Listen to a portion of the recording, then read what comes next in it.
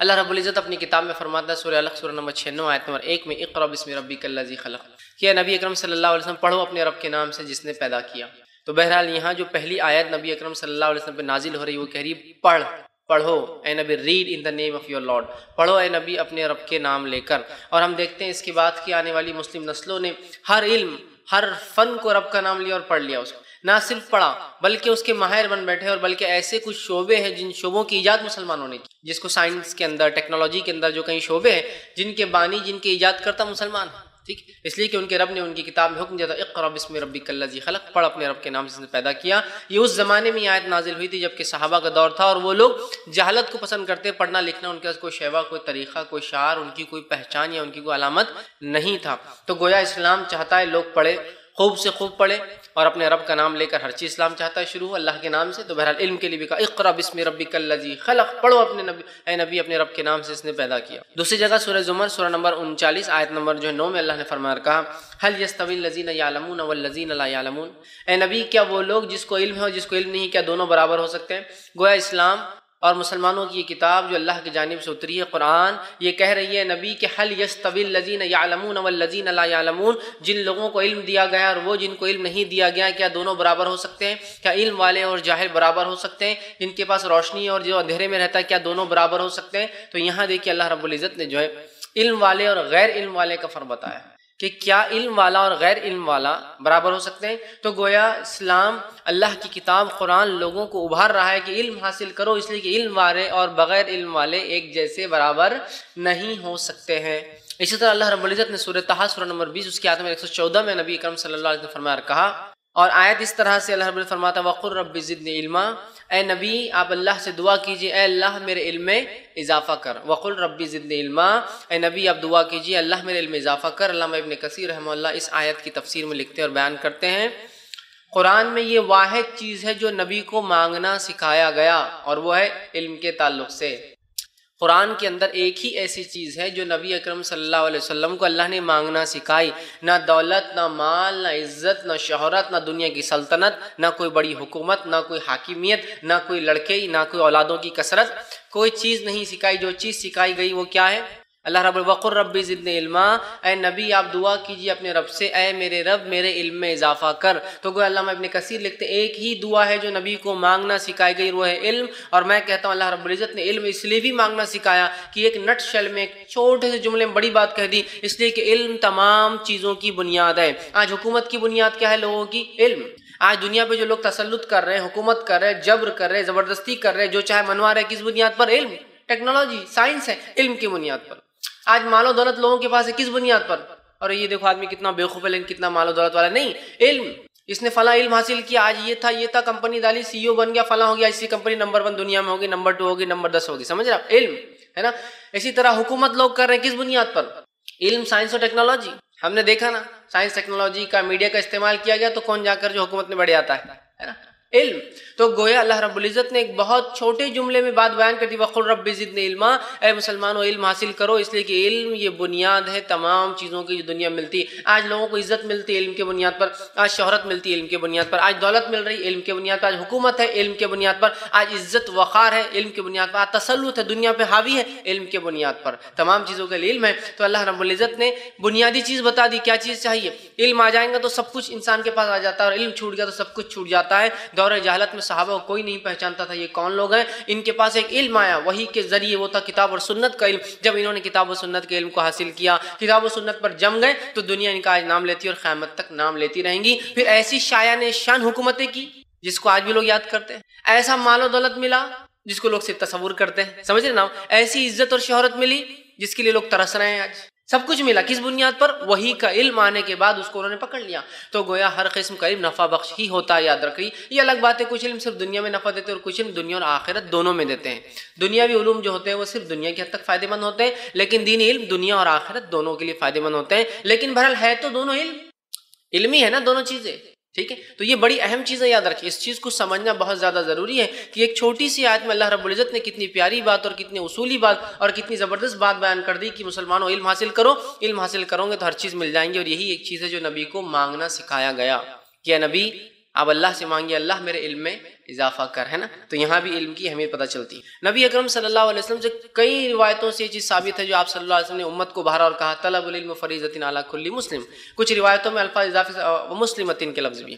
تو علم کا حاصل کرنا ہر مسلمان مرد اور عورت پر فرض ہے، ضروری ہے. وہ کوشش کرے، ہے نا، طلب رکھے اس چیز کی. کبھی ہوتا ہے انسان علم حاصل نہیں کر پاتا، لیکن جب طلب رکھتا ہے، اس کے لیے کوشش کرتا ہے، تو وہ کچھ نہ کچھ اس فیلڈ میں، اس فن میں خود نہ کر سکے تو اس کی آل اولاد کر گزرتی ہے نا.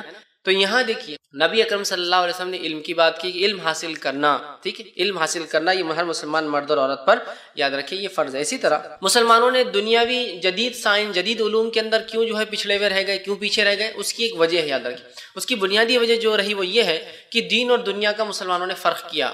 کس چیز کا فرق کیا؟ دین اور دنیا کا فرق کیا. جبکہ کتاب اور سنت میں دین اور دنیا کا فرق نہیں ہے، دنیا اور آخرت کا فرق ہے. سمجھ رہے ہیں بات کو؟ ہم نے کیا کیا، جیسے مثال کے طور پر میں ایک تاجر ہوں، جب میں مسجد میں آپ مجھ سے مل رہے ہیں تو مجھ سے اچھا نیک انسان تو آپ کو کوئی دکھائی نہیں دے رہا. ماشاءاللہ کیا فیض صاحب ہے، کیا دینداری ہے، کیا نماز ہے، کیا نوافل ہے. جب تجارت میں مل رہے تو مجھ سے بڑا دھوکے باز آپ کو دکھائی نہیں دے رہا. اس کی ٹوپی اس کے سر، اس کا پیسہ اس کے سر، ادھر اس کو جھوٹ بولنا. اب آپ بولیں گے ایک ہی شخصیت کے دو روپ کیوں ہیں؟ تو جب مجھ سے سوال ہوگا تو میں کہوں گا دیکھیے وہ مسجد میرا دین ہے، تجارت میری دنیا ہے، لہٰذا دین کے حساب سے کرتا ہوں، دنیا کے حساب سے کرتا ہوں. ڈبل سٹینڈرڈز کیوں؟ دین اور دنیا کا فرق. دین الگ چیز ہے، دنیا الگ چیز ہے. بہت سارے لوگ سوال کرتے کبھی کیا مسجد میں جھوٹ بول سکتے ہیں؟ مجھے بھی ہنسی آتی ہے، میں بولتا ہوں کیوں، کیا باہر جھوٹ بول سکتے ہیں مسجد کے؟ نہیں بول سکتے ہیں نا باہر بول سکتے ہیں، نہ مسجد میں بول سکتے ہیں. مسجد میں بولنا بدرجہ اولا جھوٹ بولنا غلط اور گناہ کا معاملہ، لیکن جھوٹ تو جھوٹ ہے نا، ہر جگہ گناہ ہے. تو یہ دین اور دنیا کا فرق. اگر میں اسٹوڈنٹ طالب علم ہوں، جب میرے کو آپ کالج میں دیکھیں گے تو مجھ سے برا طالب علم نہیں ہے، مجھ سے برا انسان نہیں ملے گا، چھیڑ چھاڑ سب چالو. مسجد میں آ جاؤں تو آپ پہچان نہیں پائیں گے وہی تھا جو لڑکیوں کو وہاں چھیڑ چونکہ اب میری دین ہے. میں مسجد میں آ گیا ہوں تو ذکر و اذکار تسبیحات کہ دوست بھی اگر ساتھ نماز پڑھائے تو 10 منٹ کھڑے رہنا پڑا، اتنی نوافل چل رہی، اتنی دعائیں چل رہی. بھائی آپ باہر نکل کے لڑکیوں کو چھیڑ رہے ہیں اور وہاں جا کے نہیں، وہ میرا دین، یہ میری دنیا ہے. دین کے اعتبار سے جی رہا ہوں، دنیا کے اعتبار سے جی رہا ہوں. دین اور دنیا کا اسلام نے فرق نہیں کیا. ہاں دنیا اور آخرت کا اسلام نے فرق کیا. اگر میں آپ سے کہوں جہاز، پانی کا جہاز چل رہا ہے تو آپ کہاں تصور کر رہے ہیں؟ ہماری سڑکوں پر، ریگستان میں، ہوا میں، سمندر میں. تو اگر میں کہہ رہا ہوں میں دین پر چل رہا ہوں تو کہاں؟ زندگی سے پہلے، مطلب پیدائش سے پہلے، موت کے بعد نہیں، دنیا میں نا. تو ظاہر سی بات ہے اگر میں دین پر چل رہا ہوں تو دنیا میں، اس لیے کہ دنیا ہی تو کھیتی ہے جہاں ہم آخرت کے جو کچھ آخرت میں ملنے والا، جو کچھ ہم یہاں بوئیں گے وہاں اس کو کاٹنے والے. ٹھیک ہے، تو لہٰذا دین دنیا کے فرق نے ہمیں کیا کیا معلوم؟ دینی علوم الگ، عصری علوم الگ. دینی علوم الگ، دنیاوی علوم الگ. اور پھر دینی علم کا کیا حل ہوا اور دنیاوی علم کا کیا حل ہوا؟ تو جب ہم نے دین اور دنیا کا فرق کیا تو دینی علم اور دنیاوی علم کا فرق کیا. جب دینی علم اور دنیاوی علم کا فرق کیا تو یہ بھی ہاتھ سے گیا اور یہ بھی ہاتھ سے گیا. وہ مسلمان جو دین اور دنیا دونوں میں آگے تھے. جب مسلم سائنسدانوں کے میں تذکرے کروں گا تو آپ کہیں گے یہ تو فلاں امام ہے. ہاں یہ امام بھی ہے اور یہ سائنٹسٹ بھی ہے. یہ ایک فلاں جو ہے ایک فلاں مسلک کے جو ہے ایک بڑے امام ہے، قاضی بھی ہے اور فلاں سائنٹسٹ بھی ہے. یہ ایک مفسر بھی ہے اور یہ ایک طبیب بھی ہے. یہ تفسیر بھی انہوں نے کی ہے اور یہاں ایک بہت بڑے طب کے ماہر بھی تھے اپنے آپ. چونکہ وہ جانتے تھے اقرا بسم ربک الذی خلق، پڑھ اپنے رب. ہر نافع علم کو پڑھنا شروع کر دیا. اور ان کے نبی نے ان سے کہا تھا کہ موت کے بعد جو 3 چیزوں میں سے ایک چیز کا ثواب ملتا ہے نافع علم ہے. بس لگے تھے ہر علم حاصل کرنے کے، لگے تھے ہر علم حاصل کرنے کے. کوئی بھی علم انسانیت کو فائدہ ہو حاصل کرتے تھے اور ان کو دیتے تھے. اور کوئی بھی علم جو آخرت کا فائدہ کرتی مسلمان وہ تو پیدائش سے لیتے ہی تھے. اور علم کا سلسلہ موت، پیدائش سے لے کر موت تک چلنا چاہیے، یاد رکھ. ٹھیک، تو یہاں ہم دیکھ رہے دین اور دنیا کا ہم نے فرق کیا. آگے آئیے، قرآن جو ہے کوئی سائنس کی کتاب نہیں ہے. یہ بات واضح کرنا ضروری ہے، ورنہ پھر ہر آیت کو آپ سائنس کے طور سے دیکھیں گے تو مشکل میں پڑ جائیں گے. قرآن کوئی سائنس کی کتاب نہیں ہے اور سائنس کوئی پیمانہ بھی نہیں ہے دین کو پرکھنے کا. یہ بات بھی سمجھ لیجیے، ورنہ بہت سے لوگ قرآن، حدیث اور سائنس، یہ بات درست نہیں یاد رکھیں. سائنس تو بدلتے رہیں گی، آج ہے کل اپنے آپ کو بدل لیں گی. تو قرآن کوئی سائنس کی کتاب نہیں ہے، لیکن قرآن کے اندر کچھ عقائد کی باتیں، کچھ واقعات اور کچھ احکامات جب اللہ نے دیے تو ان کے اندر ایسی باتیں نکلتی ہیں جو سائنس بھی ثابت کرتی ہے. اس لیے میں پہلے کہہ دے رہا ہوں، ورنہ آپ ہر آیت کو سائنس کے مطابق پرکھیں گے تو مشکل میں آ جائیں گے. قرآن کوئی سائنس کی کتاب نہیں ہے، یہ کوئی ٹیکسٹ بک نہیں ہے سائنس کی کہ یہ کرے تو یہ ہوتا، وہ کرے تو وہ ہوتا. لیکن اس نے کچھ عقائد کی باتیں بتائی، جیسے کہ جہنم میں جو لوگ جلیں گے ان کی جلد کو ہم بار بار بدلیں گے تاکہ وہ عذاب کا مزہ چکے. عقیدے کی بات کی، ایمان نہ لا تو جہنم میں جلیں گے تو جلدیں بدلی جائیں گے. تو ایک سائنس کی بات نکل رہی اس میں سے کہ جلد کے اندر کچھ ہوتا ہے. جب بھی اللہ کہہ رہا ہے کہ ہم جلدوں کو بدلیں گے، مطلب جلد میں کچھ ہے جس کی وجہ سے جلنے کے بعد احساس عذاب کا کم ہوگا، تو ہم جلدوں کو بدل کر پھر احساس کو دوبارہ تازہ کر دیں. بات تو ہے عقیدے کی ہو رہی ہے کہ مرنے کے بعد، لیکن ہے ایک سائنٹیفک بات بھی. کافر کی مثال ایسی ہے جیسے سمندر کی، گہرے سمندر کی گہرائی میں ہو، بہت گہرائی میں کہ اپنا ہاتھ بھی نکالے تو دیکھ نہیں سکتا ہے. بات ہو رہی کافر کی مثال، لیکن یہ پتہ چل رہا ہے کہ سمندر کی گہرائی میں اندھیرا ہوتا ہے. سلیمان علیہ السلام نے لشکر کو لے کر چلے تو چوٹیوں میں سے ایک چوٹی نے کہا کہ اے میرے دوستوں، اے میرے ساتھیوں، چلو اپنے اپنے بلوں واپس، پتہ نہیں سلیمان کا لشکر بنا شعور بنا سوچے سمجھے ہمیں رونتے ہوئے چلے جائیں گے۔ بات تھوڑی ایک واقعے کی کہ سلیمان علیہ السلام کے زمانے میں کیا ہوا، لیکن ایک سائنس کی بات پتہ چل رہی کہ چونٹیاں بات کر سکتی ہے۔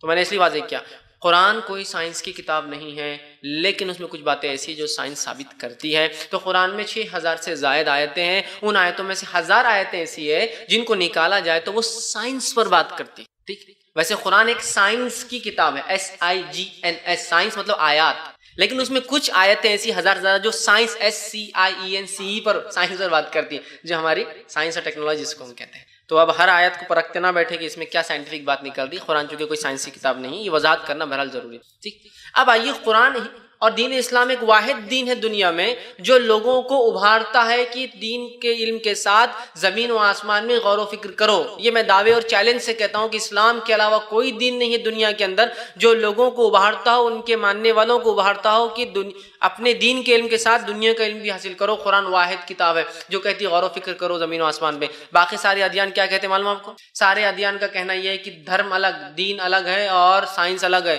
دھرم کو اور سائنس کو، دین کو اور سائنس کو کبھی کمپیئر نہیں کرنا چاہیے۔ اسلام واحد دین ہے جو نہ صرف سائنس کا، ٹیکنالوجی کا علم حاصل کرنے کا حکم دیتا ہے، وہ خود اس پر بات کرتا ہے اور ابھارتا ہے جیسا کہ اللہ رب العزت نے سورہ آل عمران سورہ نمبر 3 آیت نمبر 189 سے لے کر آگے کی جو آیتیں ہیں 89 اور 90 میں، اور یہ وہ آیتیں جو نبی اکرم صلی اللہ علیہ وسلم ہر رات جب تہجد کے لیے اٹھتے تو آسمان کی طرف دیکھ کر ان آیتوں کی تلاوت کرتے ہیں۔ آئیے پہلی آیت کا ہم پڑھتے ہیں، آیت نمبر 189 میں اللہ فرماتا ہے ان فی خلق السماوات والارض واختلاف اللیل والنہار لآیات لأولی الالباب، کہ اس چیز کو جان لو، اس چیز کو سمجھ لو، بے شک ان فی خلق السماوات والارض، آسمان اور زمین کی پیدائش میں، واختلاف اللیل والنہار، رات اور دن کے اختلاف آنے اور جانے میں، لآیات لأولی الالباب، ان لوگوں کے لیے نشانیاں جن کو جو ہے عقل رکھتے ہیں، عقل مند لوگوں کے لیے نشانیاں، جن کے اوپر کے اپارٹمنٹ میں ذہن کے کچھ ہوتا ہے، ان کے لیے نشانیاں اس کتاب کے اندر، ان کے لیے نشانیاں زمین و آسمان کے اندر۔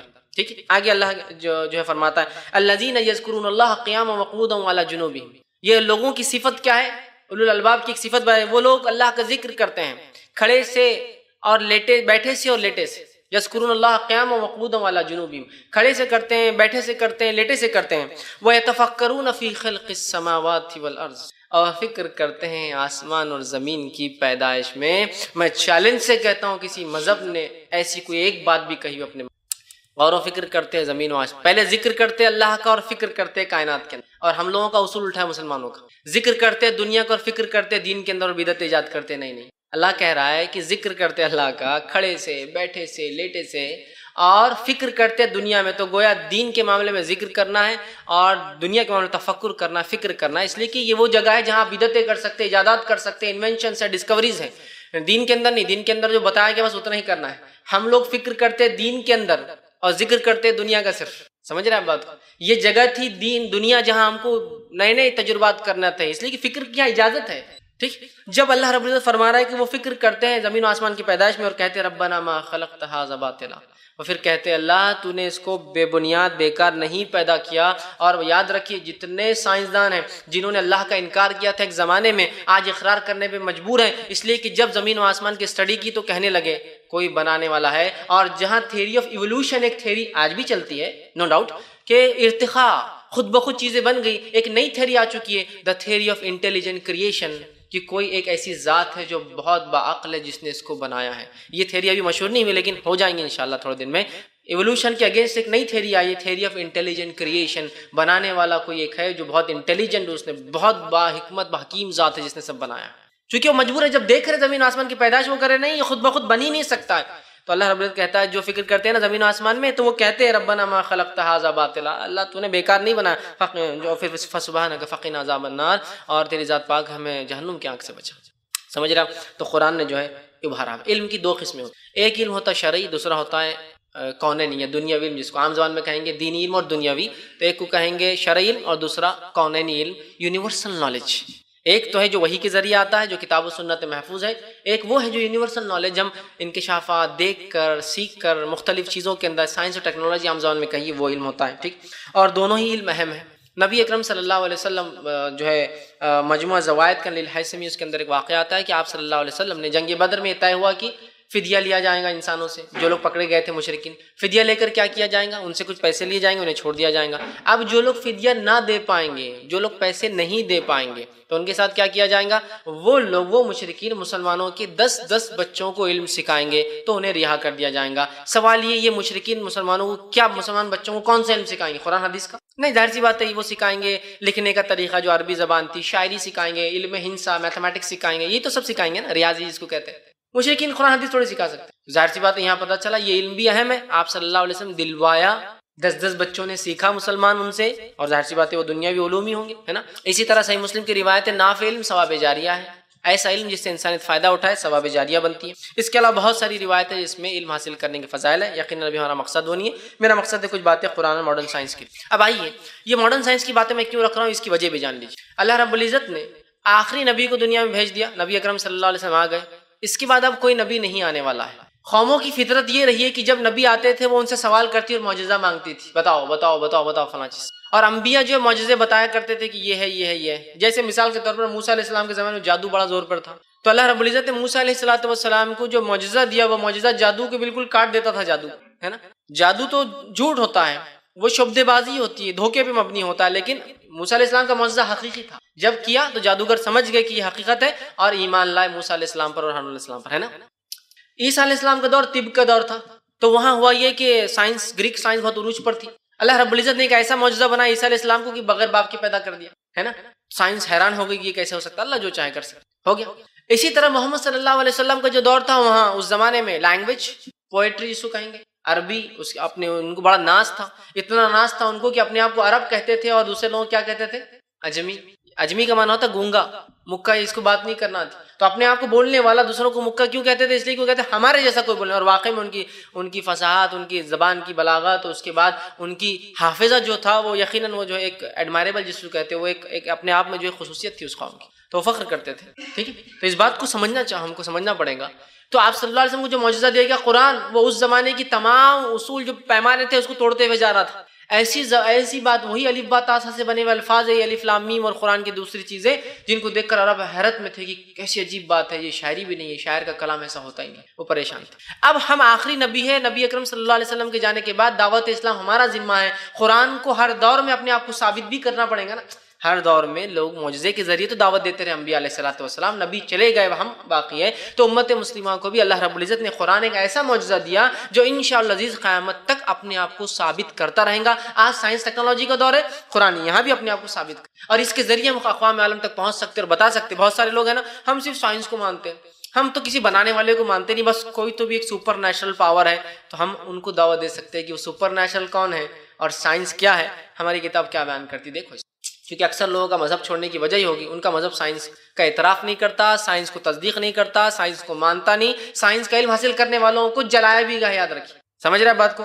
لیکن اسلام وہ دین ہے جو اس کی قرآن دیکھیے کہ مثال کی ایسی کتاب ہے جو اپنے آپ کو ہر دور میں ثابت، آج سائنس اور ٹیکنالوجی کا دور ہے، قرآن یہاں بھی اپنے آپ کو ثابت کرتی ہے۔ اور قرآن نے چیلنج بھی کیا ہے کہ اگر اس کتاب کو اللہ کی طرف سے تم نہیں مانتے تو کچھ اس جیسی کتاب لاؤ۔ سورہ بقرہ سورہ نمبر 2 آیت نمبر 23 سے 24 میں آپ دیکھ لیجئے، تو اس میں اللہ نے چیلنج کیا ہے کہ اگر تم کو اس چیز میں شک ہے جو ہم نے اپنے بندے محمد صلی اللہ علیہ وسلم اتاری ہے، ٹھیک ہے، وَإِن كُنتُمْ فِي رَيْبٍ مِّمَّا نَزَّلْنَا عَلَىٰ عَبْدِنَا فَأْتُوا بِسُورَةٍ مِّن مِثْلِهِ، کہ اگر تمہیں کوئی شک ہے کہ ہم نے محمد صلی اللہ علیہ وسلم جو کتاب اتاری کہ اللہ کی طرف سے نہیں ہے تو تم اس جیسی کو کتاب لے کر آؤ۔ وَدُعُوا شُهَدَاءَكُم مِّن دُونِ اللَّهِ إِن كُنتُمْ صَادِقِينَ، اور پکار لو جن کو پکار سکتے ہو اللہ کے علاوہ اگر تم اپنے دعوے میں سچے ہو تو۔ فَإِن لَّمْ تَفْعَلُوا، اور ایسا ہرگز تم نہیں کر سکو گے، جیسا کچھ نہیں لا سکو گے۔ فَإِن لَّمْ تَفْعَلُوا وَلَن تَفْعَلُوا، ٹھیک ہے، اگر تم ایسا نہ کر سکے اور تم ہرگز نہیں کر سکو گے، فَاتَّقُوا النَّارَ الَّتِي وَقُودُهَا النَّاسُ وَالْحِجَارَةُ أُعِدَّتْ لِلْكَافِرِينَ، تو ڈرو اس آگ سے جس کا ایندھن انسان اور پتھر ہے اور انکار کرنے والوں کے لیے، کافروں کے لیے تیار کی گئی۔ اب آئیے، قرآن جو سائنس کی بات کرتا ہے، پوری آیتیں نہیں لوں گا، صرف 5 سے 6 شعبے لوں گا سائنس کے، اور اس میں بھی مختصر ایک دو چیزیں رکھتے ہوئے اپنی بات کو ختم کروں گا۔ پہلا شعبہ ایسٹرونومی، علم فلکیات، کائنات، زمین، آسمان، یہ سیارے، ستارے، پلانٹ، سٹارز کیسے چلتے ہیں، مون اور سن، اس کے بارے میں جو قرآن کہتا ہے ایسٹرونومی، علم فلکیات جس کو کہتے ہیں۔ ایسٹرونومی کے بارے میں جو کائنات کیسے وجود میں ہے، قرآن کیا کہتا ہے اور سائنس کیا کہتی ہے، میں دونوں باتیں رکھوں گا۔ کائنات کے وجود کے تعلق سے سائنس یہ کہتی ہے کہ بگ بینگ فینومینا ہے، مطلب اس کے مطابق یہ ہے کہ پہلے ایک زمانے میں ایک پرائمری نیبولا تھا، پوری زمین و آسمان ایک جگہ تھی، ایک پرائمری نیبولا تھا، اس کے بعد ایک دھماکہ ہوا، اس سے ایک سیکنڈری سیپریشن ہوا، مطلب دھماکہ ہوا اور وہ پرائمری نیبولا جو تھا وہ ٹوٹ گیا، وہ پھٹ گیا، اور پھٹنے کی وجہ سے جو ہے وہ چیزیں دور دور ہو گئی ایک دوسرے سے، اور ایک بڑا دھماکہ ہوا، کیوں ہوا کیسے ہوا سائنس نہیں جانتی، لیکن ہوا، چیزیں الگ الگ ہو گئی، اور اس کے بعد کائنات وجود میں آ گئی، ایک نظام قائم ہو گیا، اس کو کہتے ہیں بگ بینگ فینومینا۔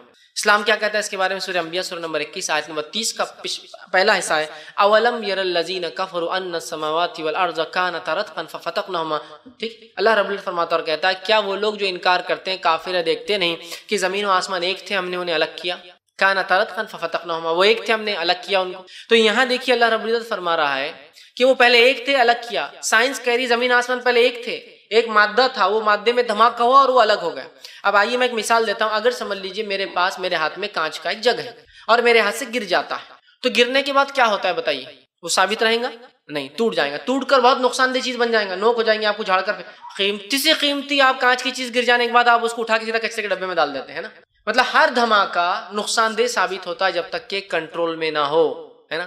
آپ کی گاڑی، آپ کار چلاتے ہیں، 2 ویلر 4 ویلر، اس میں دھماکہ ہوتا ہے لیکن بہت کنٹرول میں ہوتا ہے، پریسائز ہوتا ہے، ایک دم زیادہ ہو جائے تو پھر گاڑی کا انجن ہی اڑ جائیں گے، ہے نا۔ بہت کنٹرول میں ہوتا ہے وہ دھماکہ، تو ہر دھماکہ نقصان دہ ہوتا ہے نا۔ اب آئیے میں آپ کو مثال دیتا ہوں، سمجھ لیجیے میرے ہاتھ سے کانچ کا جگ گرا اور گرتے سمجھ لیجیے 6 گلاس بن گئے، آپ بولیں گے ماشاءاللہ چلو اچھا ہی ہو گیا، گلاسوں کی ضرورت تھی، جگ گر گیا اور 6 گلاس بن گئے، ہوا ہے کیسا؟ ایک عمارت میں دھماکہ ہوا، بڑی عمارت تھی، بازو گر کے جو 3-4 چھوٹے چھوٹے گھر بن گئے، آپ بولیں چلو ماشاءاللہ یہ گھر کی ضرورت تو تھی، دھماکہ ہوا چلو فائدہ ہو گیا، 4 گھر بن گئے، اپنے کو فائدہ۔ ایک انسان بیٹھے تھے کچھ اور وہاں بم دھماکہ ہوا اور 4-5 بڑے انسان بیٹھے تھے، 6-7 جو چھوٹے چھوٹے بچے بن کے نکل کے آ گئے، چلو ماشاءاللہ دھماکہ فائدے مند ہی رہا، دیکھو بڑے انسان تھے بچے بن کے آ گئے۔ ایسا ہوا ہے کہ دھماکے نے کبھی کوئی نظم قائم کیا اور کبھی کچھ فائدہ کیا جب تک کہ وہ کنٹرول میں نہ ہو؟ نہیں۔ آپ کہیں کنٹرول میں دھماکہ نہ ہو تو صرف نقصان کرتا ہے۔ کائنات کا وجود میں آنا ایک دھماکے سے ہوا اور دھماکے کے بعد نظام قائم ہوا ہے، معلوم آپ کو۔ سائنس تعجب میں حیران ہو گئی ہے اور یہ ان کو مجبور کر رہی ہے ماننے پہ کوئی بنانے والا ہے، اس لیے کہ جو یہ دھماکہ ہوا اتنا ویل کنٹرول تھا، اتنا ویل آرکیسٹریٹڈ تھا، اتنا نظم اور ضبط میں ہوا کہ اسٹیفن ہاکنز جو ایک سائنسداں ہے وہ کہتا ہے کہ یہ جو دھماکہ ہوا یہ جو ہے ملینتھ آف ملین سیکنڈ، مطلب ایک سیکنڈ کو اگر 10 لاکھ حصوں میں تقسیم کیا جائے، وہ 10 لاکھواں حصہ لیا جائے اور اس کو پھر 10 لاکھ حصوں میں تقسیم کیا جائے، ملینتھ آف ملین سیکنڈ دھماکہ زیادہ ہوتا تو کائنات وجود میں نہیں آتی اور اس سے کم ہوتا تو کائنات وجود میں نہیں۔ ملینتھ آف ملین سیکنڈ، ایک سیکنڈ کا 10 لاکھواں حصہ، 10 لاکھویں حصے کو 10 لاکھ حصوں میں تقسیم کر کے اس کا جو سب سے چھوٹی اکائی ہے اگر اتنا بھی زیادہ اور اتنا بھی کم ہوتا نہیں ہوتا تو وہ کہہ رہا ہے یہ ویل آرکیسٹریٹڈ، یہ کسی نے کروایا تھا دھماکہ جس وجہ سے کائنات وجود میں۔ اندازہ لگا اللہ رب العزت اس بات کو نٹ شیل میں بہت چھوٹی سی آیت میں کانتا رتقا ففتقناہما، ہو گیا معاملہ ختم، ایک تھے ہم نے الگ کر دیا، سمجھ جاؤ آپ، ہے نا، کتنی پیاری بات ہے۔ تو قرآن نے دیکھ کس طرح سے، اسی طرح قرآن یہ کہتا ہے کہ جب کائنات وجود میں آئی تو اس سے پہلے وہ اسموک تھی، دھوئیں کی شکل میں تھی۔ سائنس بھی یہ کہتی ہے کہ ہاں جب کائنات وجود میں آئی تو ایک دھماکہ ہوا، دھماکہ ہونے کے بعد چیزیں پھیل گئی اور جب پھیلی تو ان کی اصلی شکل جو تھی وہ دھوئیں والی شکل تھی۔ پھر اس کے بعد یہ دھواں جمنا شروع ہوا، ٹیمپریچر کول ڈاؤن ہوا، دھواں جمنا شروع ہوا تو پھر ستارے اور سیارے وجود میں آنے لگے اور مختلف ان کے ٹیمپریچرز، مختلف ان کے جو ہے حرارتیں جو ہے ہو گئی، جیسا کہ چاند کی حرارت ہے، سورج کی حرارت ہے، دنیا کی حرارت ہے اور مختلف اور سیارے ہیں ان کی اپنی اپنی حرارت ہے، تو وہ اسموک تھے۔ اللہ رب العزت قرآن فرماتی ہے، سائنس کہتی ہے کہ وہ دھوئیں کی شکل میں تھے، دھواں جمنا شروع ہوا، پارٹیکلز موٹے تھے، مطلب گیس نہیں تھے، گیس میں موٹے پارٹیکلز نہیں ہوتے لیکن دھواں ایک چیز میں موٹے، اس میں سالڈ پارٹیکلز بھی ہوتے ہیں، وہ جمع ہوئے اور اس سے ایک مادہ بنا۔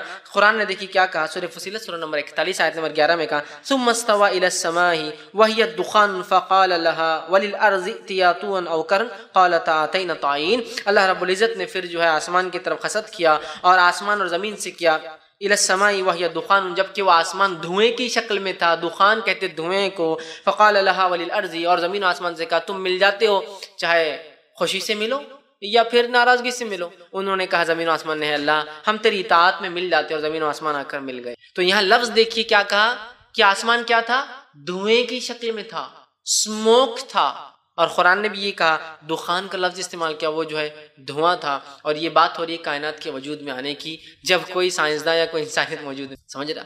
تو دیکھیے قرآن نے کیسی بات۔ اسی طرح جو زمین کی شکل کے بارے میں قرآن کہتا ہے کہ زمین کی شکل گول ہے، نہ صرف گول ہے، قرآن کہتا ہے وہ جیوسفیریکل ہے، مطلب اوپر اور نیچے، شمال اور جنوب تھوڑے دبے ہوئے، نارتھ اور ساؤتھ پولز، اور بیچ میں جس کو ہم ایسٹ اور ویسٹ کہتے ہیں عام زبان میں، وہ تھوڑے سے پھولے ہوئے ہیں۔ دنیا گول ہے لیکن بال کیسی گول نہیں ہے، پوری بال کیسی نہیں، تھوڑا تھوڑا اوپر اور نیچے کا دبا ہوا ہے، اس کو بولتے ہیں جیو اسفیریکل شیپ آف دی ارتھ، مطلب وہ پورا گول نہیں ہوتا ہے، تھوڑا پچکا ہوا ہے اوپر اور نیچے کے حصے سے۔ قرآن نے بھی اس شکل کے بارے میں کہا زمین کی، اور بالکل یہی کہا۔ اور قرآن کیا کہتا ہے سورہ نازعات سورہ 19 آیت نمبر 30 سے فرمایا وَالْأَرْضَ بَعْدَ ذَلِكَ دَحَاهَا، اور ہم نے زمین کو اس کے بعد بنایا۔ دہاہا یا یہ لفظ دہیا سے آتا ہے، جس کا معنی ایک تو ہوتا ہے پھیلی ہوئی، واسٹ ایکسپانس، اور دوسرا معنی ہوتا ہے دہیا کا شتر مرغ کا انڈا۔ دیکھیے مرغی کا انڈا بھی ایک انڈا ہوتا ہے، لیکن وہ اوول شیپ ہوتا ہے، اوپر سے چھوٹا نیچے سے بڑا۔ شتر مرغ کے انڈے کو آپ کبھی دیکھیے، وہ انڈا بالکل جیو اسفیریکل شیپ ہوتا ہے، دونوں طرف سے دبا، اوپر نیچے سے، بیچ میں سے پھلا ہوا۔ کبھی شتر مرغ کا انڈا اگر دیکھنے کو ملے آپ تو دیکھیے غور سے، وہ دو طرف سے تھوڑا پچکا ہوا ہوتا ہے، بیچ میں سے پھلا ہوا ہوتا ہے، جیسا کہ ایگزیکٹلی زمین کا شیپ ہے، جیو اسفیریکل جس کو کہتے ہیں، پورا گول نہیں ہے، اسفیریکل نہیں۔ جیو اس لیے کہتے ہیں کہ ہماری زمین تھوڑی سی پچکی ہوئی ہے، جیو اسفیریکل۔ تو قرآن نے زمین کی شکل کے بارے میں کہا، اور بالکل وہ کہا جو سائنس نے اب پتا کیا، جو کہ پہلے ناممکن تھا۔ اگر کوئی یہ پتا بھی کر لے کہ دنیا گول ہے، جیسے کہ بہت سے لوگوں کا اندازہ دنیا گول ہے، اس کی وجہ یہ، اور بال کیسی گول ہے، اس کا اندازہ جو تھا وہ یہ تھا کہ جب جہاز کو آپ پانی میں سے آتے ہوئے دیکھیے، پانی کے جہاز سمندر کے کنارے، آپ کو پہلے اس کے اوپر کی نوک نظر آئیں گی، پھر تھوڑا، پھر تھوڑا، پھر تھوڑا، پھر تھوڑا، پھر تھوڑا پورا نظر آتا ہے۔ تو ظاہر سی بات ہے، مطلب وہ چڑھائی کر رہا ہے نا کچھ، جبھی تو تھوڑا تھوڑا نظر آ رہا ہے۔ دیکھیے کبھی اگر آپ نے دیکھا ہوگا پانی کے جہاز کو آتے ہوئے سمندر، تو آپ کو محسوس ہوگا، تو اس سے اندازہ ہوتا ہے کہ جب تھوڑا تھوڑا دکھ رہا ہے، اس کا مطلب کوئی گولائی کی شکل میں اوپر کی طرف آ رہا ہے۔ یہ اندازہ تھا دنیا کو، کچھ لوگوں نے اس کے بارے میں کہا، لیکن ایسا گول ہوگا جیو اسفیریکل، قرآن نے جتنا ایگزیکٹ پیمانہ لگایا وہ کسی نے نہیں کہا تھا۔ اندازہ تب ہوا جب پہلی بار جو ہے سائنسدان چاند پہ جا سکے، اور وہاں سے دیکھا رہی تھوڑی پچکی ہوئی اوپر کی طرف سے، جبھی اس کی وجہ سے وہ 6 مہینے کے رات اور دن اوپر نیچے کی طرف ہوتے ہیں، چونکہ وہ گول نہیں پچکی ہوئی ہے، جس کی وجہ سے جب وہ، اور اس کا ایک گھماؤ کا ایک تھوڑا جھکاؤ بھی ہوتا ہے دنیا کا، جس کی وجہ سے 6 مہینے رات اور 6 مہینے دن چلتا ہے ایک طرف،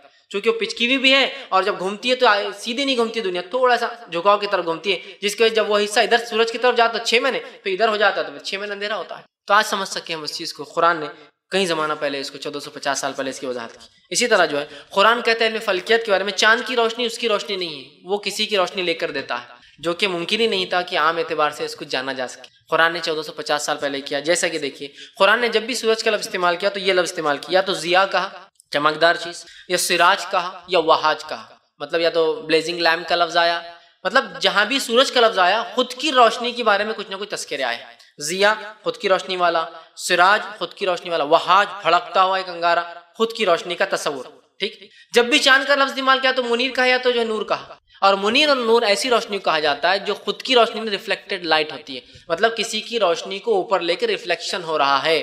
جیسے مثال کے طور پر یہ لائٹ ہے، یہ خود کی روشنی دے رہا ہے، اور روشنی آ کے میرے اگر چشم پہ لگ رہی ہے اور آپ کی طرف آ رہی ہے، تو اس کا مطلب یہ میرے چشم کی روشنی نہیں ہے، اس کی روشنی میرے چشم پہ پڑھ کر میرے چشمے پہ جس کو کہیں کانچ پر آپ کی طرف آ رہی ہے۔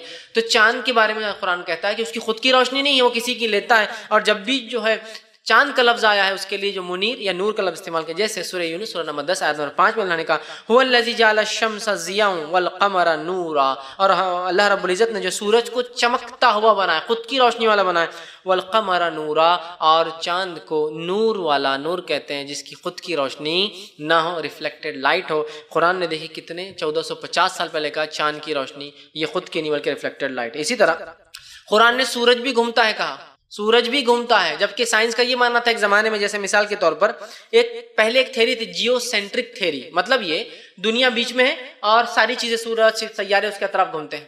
پھر یہ تھیری کے بارے میں آیا کہ نہیں یہ درست نہیں ہے، بلکہ سورج بیچ میں ہے اور باقی ساری چیزیں گھومتی ہیں، تو اس کو کہتے ہیں جو ہے ہیلیو سینٹرک تھیری۔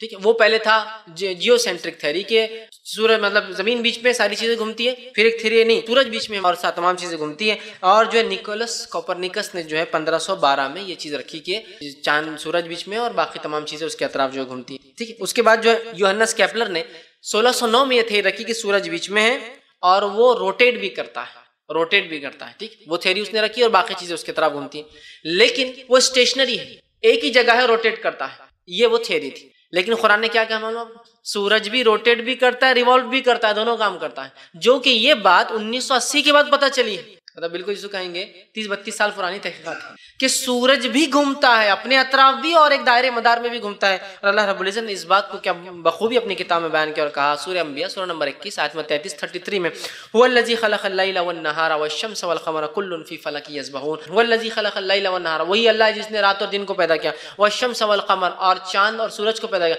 کل فی فلک یسبحون، ہر کوئی اپنے اپنے مدار میں، اپنے اپنے دائروں میں، اپنے اپنے آربٹس میں گھوم رہا ہے، کل فی فلک، سب کے سب گھوم رہے ہیں۔ سائنس نے کہا تھا بیچ میں ہے، گھوم رہا ہے لیکن اطراف میں نہیں بلکہ اپنے اس پہ قرآن کہتا ہے وہ اپنے اطراف بھی گھومتا ہے اور ایک دائرے میں بھی گھومتا ہے، اس لیے کہ سورج اپنے اطراف بھی گھومتا ہے، اس کا اپنا ایک دائرہ بھی، اور ساری کائنات بھی ایک دائرے میں گھومتے رہتی، مان لو اینٹی کلاک وائز چلتے ہیں پورے، گھڑی سے الٹ، گھڑی ایسی چلتی ہے وہ کائنات پوری ایسی چلتی ہے، ٹھیک، اینٹی کلاک وائز، سمجھ رہے ہیں بات کو؟ تو آپ دیکھیے اس چیز کو، اس چیز پہ ہم غور کریں کہ ہر کوئی اپنے مدار میں گھوم رہا ہے، اور ایک بڑی تعجب کی بات ہے ساری کائنات اینٹی کلاک وائز گھومتی ہے، معلوم آپ کو؟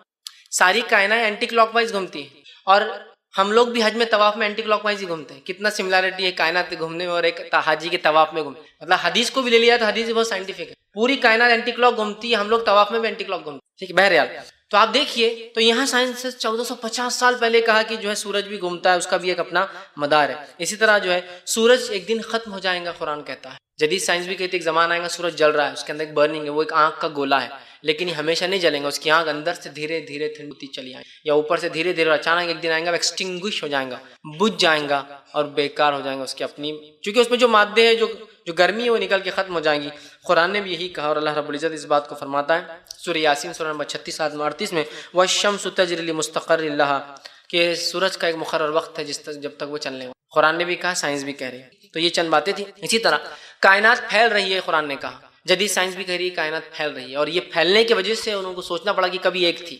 آئیے ایڈوین ہبل نے 1925 میں اس نے کائنات کا جو ہے غور کیا، اور اس نے دیکھا ہر ستارہ سیارہ ایک دوسرے سے دور بھاگ رہے ہیں، پلانٹ ارتھ سٹار سب بھاگ رہے ہیں ایک دوسرے، اس نے کہا جب یہ دور بھاگ رہے ہیں تو اگر ان کو جمع کیا جائے، یہ بھی بھاگ رہے ہیں نا، ان کو اگر وقت میں پیچھے گئے، سمجھ رہے ہیں، اور ان کی رفتار کے حساب سے ہی وقت لگایا جاتا ہے کہ کائنات کتنی پرانی ہے، جس رفتار سے بھاگ رہے ہیں اگر اسی رفتار سے پیچھے کیا جائے ان کو تو پتہ چلتا ہے کہ کائنات تقریباً 5 بلین سال پہلے بنی ہے، اس کی رفتار کے اعتبار سے، گمان غلط بھی ہو سکتا ہے، جس رفتار سے بھاگ رہے ہیں اسی رفتار سے ان کو پیچھے لے جایا جائے تو اس سے وہ اندازہ لگاتے ہیں کہ 5 بلین ایئر سے بھاگ رہے ہیں یہ لوگ، بہت بڑا وہ ہوتا ہے پیمانہ، 1 بلین جو ہوتا ہے وہ 100 کروڑ کا ہوتا ہے، تو 500 کروڑ سال وہ کہتے ہیں کہ اندازہ ہے کہ کائنات بنی تھی، بہرحال تو اس نے دیکھا سب بھاگ رہے ہیں، تو اس نے کہا سب بھاگ رہے ہیں مطلب کبھی ایک جگہ تھے، اور اسی کے نام سے ایک ہبل ٹیلیسکوپ ہے جو بہت مشہور، ناسا کے ٹیلیسکوپ کا نام ہبل، ایڈوین ہبل، چونکہ اس نے انکشاف کیا تھا یہ چیزوں، ٹھیک، تو کائنات جو ہے دور بھاگ رہی ہے، تو اس نے کہا کبھی یہ ایک تھی، اس کا مطلب جب ہی دور بھاگ رہی ہے۔ قرآن نے بھی اس کے تعلق سے کہا سورہ زاریات سورہ نمبر 51 آیت نمبر 47 میں والسماء بنیناها بأید وإنا لموسعون، اور ہم نے ہے جس کو آسمان کو بنایا اور ہم اس کو کشادہ کر رہے ہیں، اس کو پھیلا رہے ہیں، لموسعون وسیع کرتے جا رہے ہیں، پھیلاتے جا رہے ہیں، اور کائنات پھیل رہی ہے، ہر ستارہ، ہر سیارہ، ہر گیلیکسی ایک دوسرے سے دور بھاگ رہی ہے، ستارے بھاگ رہے، سیارے بھاگ رہے، اور وہ جو کہکشائیں ہیں جو گیلیکسی جس کو کہتے ہیں عام زبان میں، یہ تمام بھی ایک دوسرے سے دور بھاگ رہے ہیں، دور بھاگ رہے ہیں، اور کتنی کہکشائیں، آج سائنس یہ کہتی ہے کہ صرف ہمارے ملکی وی گیلیکسی، دودھیا گیلیکسی میں 100 ٹریلین سے زیادہ ستارے، 100 ٹریلین بہت بڑا پیمانہ ہوتا ہے، مطلب وہ انیمیجنیبل، ہمارے چھوٹے موٹے کیلکولیٹر حساب نہیں لگا پاتے، 100 کروڑ کا 1 بلین، 1000 بلین کا 1 ٹریلین، میں 100 ٹریلین کی بات کر رہا ہوں، صرف تارے ہیں، اور ہمارا سورج تو اتنا چھوٹا ہے کہ سورج کے مقابلے میں اربوں اور خربوں گنا بڑے ستارے صرف ہمارے دودھیا گیلیکسی، اس کے علاوہ تو اور بھی ہیں، صرف ہمارے دودھیا کے، سمجھ رہے آپ، اور اس کو پار کرنا ناممکن ہے، اور ایسی 200 کروڑ سے زیادہ جو ہے کہکشائیں ابھی ہے جو گھوم رہی، تیر رہی ایک طرح سے، آپ انداز لگا اتنی بڑی کائنات صرف ایمان والوں کو ایسے چلیں گی، حدیث میں نا ایمان والا جب تک رہیں گا کائنات چلیں گی، تو خالی میں آج کے ایجاد کردہ کائنات کتنی بڑی ہے، ابھی تو اور ایجاد ہوتی رہیں گی، 100 ٹریلین سٹار ہے جس کو طے کرنا ناممکن ہے، ایسی 200 سے زیادہ جو ہے خراب جس کو کہیں گے، مطلب 200 کروڑ سے زیادہ جو ہے کہکشائیں تیر رہی ہیں، ہر کسی میں 100 سے ٹریلین سے زیادہ سٹارز ہیں، اور انسان 200 کروڑ جس کو کہیں گے 2 بلین لائٹ ایئرز تک آج دیکھ سکتا، مطلب اگر نور کے حساب سے روشنی کو چھوڑ دیا جائے، جس روشنی کی رفتار 1,86,000 میل فی سیکنڈ کی رفتار سے روشنی بھاگتی ہے، اگر اس کو کلومیٹر میں کرے تو 3 لاکھ کلومیٹر اپروکسیمیٹلی جو کلومیٹر فی سیکنڈ بھاگتی ہے، روشنی کو چھوڑ دیا جائے تو 2 بلین سال تک روشنی چلیں گی، تو وہاں تک کائنات کو بھی دیکھ سکتا ہے، اتنی بڑی۔ بہرحال یہ تمام چیزیں اس کے تعلق سے اللہ نے بیان کر دیا اتنی چھوٹی اور مختصر الفاظ کے اندر، جس کو بڑی کتابیں سمجھا نہیں پائی۔ آئیے دوسرا لیں گے، فزکس، طبیعیات، یہ تو تھا ایسٹرونومی، علم فلکیات۔ طبیعیات کے اندر قرآن کہتا ہے ذرے کے بارے میں، فزکس کے بارے میں، ایٹم جس کو ہم کہتے ہیں، ذرے کے بارے میں، سورہ یونس سورہ نمبر 10 آیت نمبر 61 میں اللہ نے فرما رکھا وما يعزب عن ربك من مثقال ذرة في الارض ولا في السماء ولا اصغر من ذلك ولا اکبر الا في کتاب مبین، اور آپ کے رب کو تمام چیزوں کا علم ہے نبی صلی اللہ علیہ وسلم، چاہے وہ ذرے کو ایٹم کہتے ہیں انگلش میں، ایٹم کے برابر ہو، ولا في السماء والارض، اور چاہے وہ آسمان میں ہو زمین میں ہو، ولا اصغر، اس سے چھوٹا کچھ ہو، ولا اکبر، اس سے بڑا کچھ ہو، سب اللہ کے علم میں اور کتاب میں لکھا ہوا ہے۔ تو گویا قرآن یہ کہہ رہا ہے کہ ذرے سے چھوٹی بھی کوئی چیز ہوتی ہے، حالانکہ عربوں کے نزدیک سب سے چھوٹی چیز ذرہ تھی، ایٹم اس زمانے میں۔ آج ہم جانتے ہیں ایٹمز کے اندر کیا ہوتے ہیں، مالیکیولز میں ایٹم ہوتے ہیں، ایٹمز میں الیکٹرانز اور پروٹونز ہوتے ہیں۔ الیکٹرانز اور پروٹون جن چیزوں سے بنے، 4th جنریشن تک آج سائنس کاؤنٹ کر پا رہی ہے۔ الیکٹرانز پروٹونز کے اندر ایک اور جنریشن، وہ جس سے بنے اور وہ جس سے بنے اور وہ جس سے بنے، 4th جنریشن تک فزکس چلے گئی۔ قرآن نے کہا ایٹم سے بھی چھوٹی چیز کو اللہ جانتا ہے۔ گویا قرآن یہ بات بیان کر رہا ہے کہ ایٹم سے بھی کوئی چھوٹی چیز ہوتی ہے، جبکہ اس زمانے کی سائنس نہیں مانتی تھی، عربوں کے نزدیک ذرے سے چھوٹی کوئی چیز نہیں تھی۔ قرآن نے کہا ایٹم سے بھی چھوٹی کوئی۔ اسی طرح جو ہے علم ارضیات، جیولوجی کے بارے میں دیکھیے قرآن کیا کہتا ہے، پہاڑ کے بارے میں۔ ارضیات مطلب زمین کے تعلق سے علم ہے۔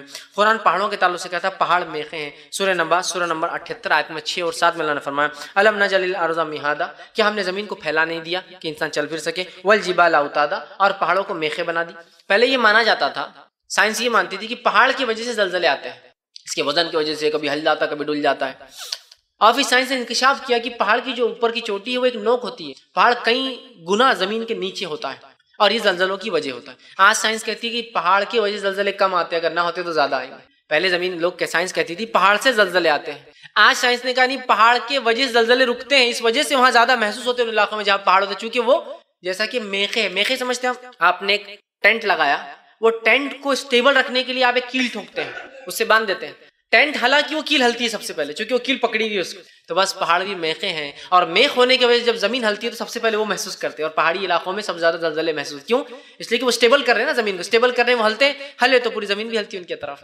تو سائنس پہلے یہ کہتی تھی کہ پہاڑ کی وجہ سے زلزلے آتے ہیں، آج کہتی ہے پہاڑ سے زلزلے رکتے ہیں، اس سے کم ہوتے ہیں۔ اور قرآن نے کہا والجبال اوتادا، اور ہم نے پہاڑ کو میخیں بنایا ہے۔ دوسری جگہ فرمایا سورہ انبیاء سورہ نمبر 21 آیت 31 میں وجعلنا فی الارض رواسیا ان تمید بہم، اگر ہم زمین پر پہاڑوں کو میخیں نہ بناتے تو یہ ساری مخلوق کو لے کے زمین ہلتے رہتی تھی۔ قرآن کہہ رہا ہے کہ اگر پہاڑ نہ ہوتے تو ساری زمین ہلتی تھی، اور سائنس یہ کہتی ہے زمین کی جو اوپر جس سطح پہ ہم جیتے ہیں، چلتے پھرتے ہیں، کھاتے پیتے ہیں، یہ سطح 1 میل سے صرف 30 میل موٹی ہوتی ہے، اس کے بعد صرف لکوڈ ہے، اس کے بعد صرف پگھلا ہوا مادہ ہوتا ہے، اس کو لاوا بولتے ہیں۔ تو ہماری زمین جو ہے 1 میل سے 30 میل ہی موٹی ہے، جس پہ ہم چلتے پھرتے ہیں، اس کے نیچے پگھلا ہوا مادہ ہے۔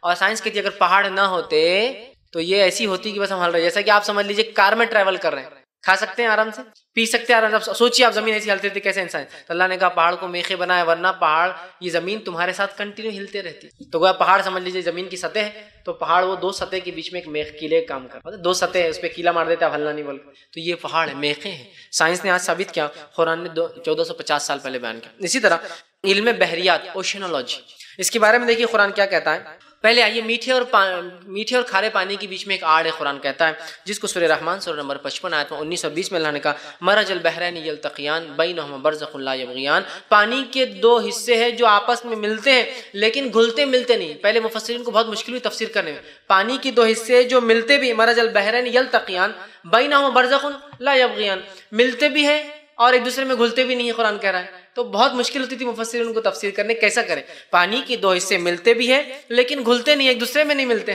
آج پتا چلا کہ میٹھا پانی جب نکلتا ہے ندیوں سے اور سمندر میں جاتا ہے، وہ کھارے پانی سے کبھی کبھار ملتا نہیں، اس لیے کہ اس کی سیلینٹی اور وہ سب الگ ہوتی ہے، اس میں معدنیات اس کے الگ ہوتے ہیں، لہٰذا وہ گھستا تو ہے پانی کے اندر لیکن اپنی ایک شناخت الگ باقی رکھتا ہے۔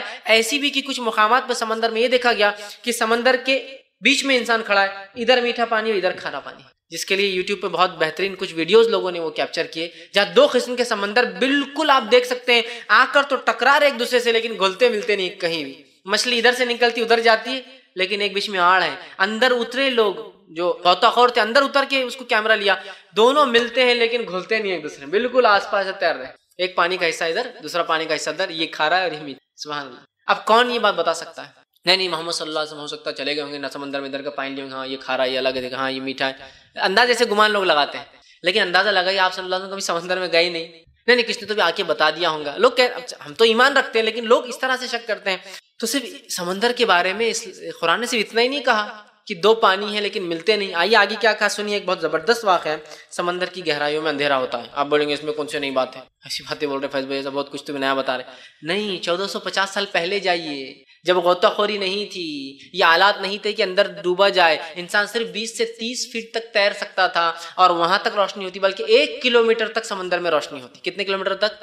1 کلومیٹر کے بعد اندھیرا ہوتا ہے۔ آج تو بہت آسان ہے، ہم کو معلوم ہے کہ اندھیرا ہوتا ہے، اس زمانے میں جائے 1450 سال جب 30 فٹ سے نیچے کوئی جا نہیں سکتا تھا، کیسے پتا چلا ہو کسی کو کہ سمندر میں اندھیرا ہوتا ہے؟ اللہ رب العزت نے قرآن میں سورہ نور سورہ نمبر 24 آیت میں 40 میں فرما رکھا، او کظلمات فی البحر لجٍ بغشاہ موج من فوق السحاب۔ اللہ فرماتا ہے کافر کی مثال ایسی ہے، ایمان جو لاتا مثال ایسی ہے جیسے کہ وہ کھنگھور اندھیرے میں سمندر کی گہرائی میں اور گہرے سمندر کی گہرائی میں ڈوبا ہوا ہے۔ کافر کی مثال کیسی ہے؟ ایک گہرے سمندر جس میں اندھیرا ہے، اس کے اندر وہ ڈوبا ہوا ہے، جس کے اندر سمندر کے اندر موجوں پر موجیں چلتی ہے اور اس سمندر کے اوپر بادل بھی آئے ہوئے ہیں۔